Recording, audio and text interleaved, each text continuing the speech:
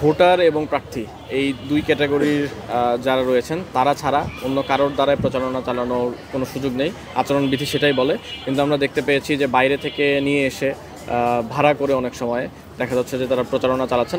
অনেক প্রার্থী আমরা এর প্রতিবাদ জানিয়েছি, এখনও জানাচ্ছি। আমরা প্রচারণা চালিয়ে যাচ্ছি। শিক্ষার্থীদের কাছ থেকে ইতিবাচক যে রেসপন্স সেটা পাচ্ছি।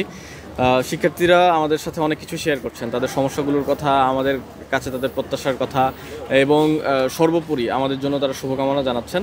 সমস্যাগুলো তো খুবই কমন বিশ্ববিদ্যালয়ের, বিশেষত আবাসনের সমস্যা, খাবারের সমস্যা, সিকিউরিটি রিলেটেড সমস্যা। এই সমস্যাগুলোর কথা আমাদের ইশতেহারে আছে। তারা যখন আমাদের ইশতেহারগুলো দেখছেন তারা বলছেন যে এটাকে আরও কীভাবে সমৃদ্ধ করা যায়, কীভাবে আমরা ইশতেহারগুলোকে আসলে বাস্তবায়ন করতে পারি। এখানে তো আমরা কি বাস্তবায়ন করব সেটার কথা বলেছি। তারা আমাদের পরামর্শ দিচ্ছেন যে কোন ওয়েতে গেলে ইশতেহারগুলো আরও ভালোভাবে বাস্তবায়ন করা যাবে। আমরা সেই পরামর্শগুলোকে গ্রহণ করছি এবং আমরা সেটার আলোকে আমাদের যে কর্ম পরিকল্পনা রয়েছে সেটিকে আমরা সাজাবো।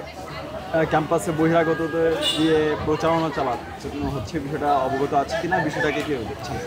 যে ভোটার এবং প্রার্থী এই দুই ক্যাটাগরির যারা রয়েছেন তারা ছাড়া অন্য কারোর দ্বারাই প্রচারণা চালানোর কোনো সুযোগ নেই। আচরণবিধি সেটাই বলে। কিন্তু আমরা দেখতে পেয়েছি যে বাইরে থেকে নিয়ে এসে ভাড়া করে অনেক সময় দেখা যাচ্ছে যে তারা প্রচারণা চালাচ্ছেন।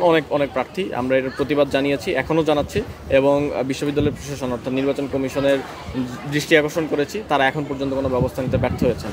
ফলে আমরা মনে করি যে এই জায়গায় লেভেল প্লেইং ফিল্ড এবং যেই আমি বলবো যে নিরপেক্ষতার যে জায়গা সেটি ইতিমধ্যে শিক্ষার্থীদের কাছে একটা আশঙ্কাজনক জায়গায় পৌঁছে গেছে।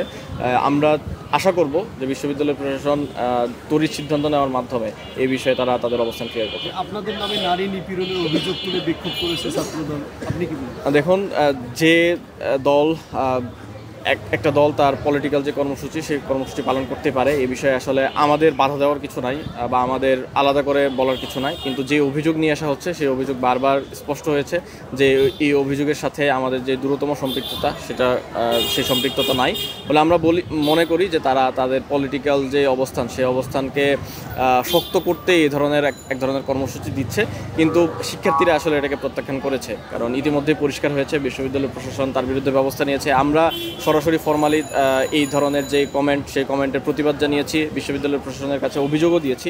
তবে আমরা মনে করি যে যেই অভিযোগ নিয়ে আসা হচ্ছে সেই অভিযোগ তো আমাদের জন্য সত্য নয়, বরং আমরা এমন একটা ক্যাম্পাস তৈরি করার চেষ্টা করেছি যে তার যে কোনো ধরনের যে কেউ যদি এ ধরনের অপরাধের সাথে জড়িত হয় সে অবশ্যই তাকে বিচারের আওতায় নিয়ে আসতে হবে এবং তার বিরুদ্ধে ব্যবস্থা নিতে হবে। এই যে অভিযোগ আপনাদের উপর আনছে এগুলো কি আপনাদেরকে হেয় করার জন্য আদৌ করছে কিনা? অবশ্যই যারা রাজনৈতিকভাবে এটা মোকাবেলা করতে ব্যর্থ হচ্ছেন তারা এ ধরনের প্রোপাগান্ডা এবং অভিযোগ দিয়ে আসছেন।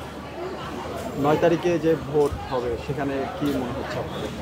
আমরা মনে করছি যে 9 তারিখের ভোটে শিক্ষার্থীরা তাদের প্রতিনিধি নির্বাচন করবেন, সকলে অংশগ্রহণ করবেন এবং আমরা আমাদের কাজের জায়গা থেকে আমাদের যে ইশতেহার সেই ইশতেহারের জায়গা থেকে এবং শিক্ষার্থীদের কাছে যখন আমরা যাচ্ছি, যেহেতু আমরা ইতিমধ্যে বলেছি যে ইতিবাচক রেসপন্স পাচ্ছি, ফলে আমরা মনে করি যে 9 তারিখের নির্বাচনে যে ভোট দিবেন শিক্ষার্থীরা সেটি আমাদের পক্ষে আসবে।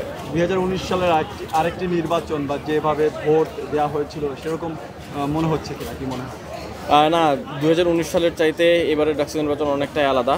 সকলে অংশগ্রহণ করতে পারছে, স্বতঃস্ফূর্তভাবে প্রচারণা চালাতে পারছে, মিনিমাম যে ডেমোক্রেটিক স্পেস দরকার ক্যাম্পাসে সেটি রয়েছে। কিন্তু একই সাথে আবার কিছু আশঙ্কার বিষয় অবশ্যই রয়েছে। ছাত্রলীগ অনেক সময় তারা অ্যাক্টিভেটেড হওয়ার চেষ্টা করছে, ডাকসু নির্বাচনকে বাধাগ্রস্ত করার জন্য অনেকবার আদালতেও যাওয়া হয়েছে।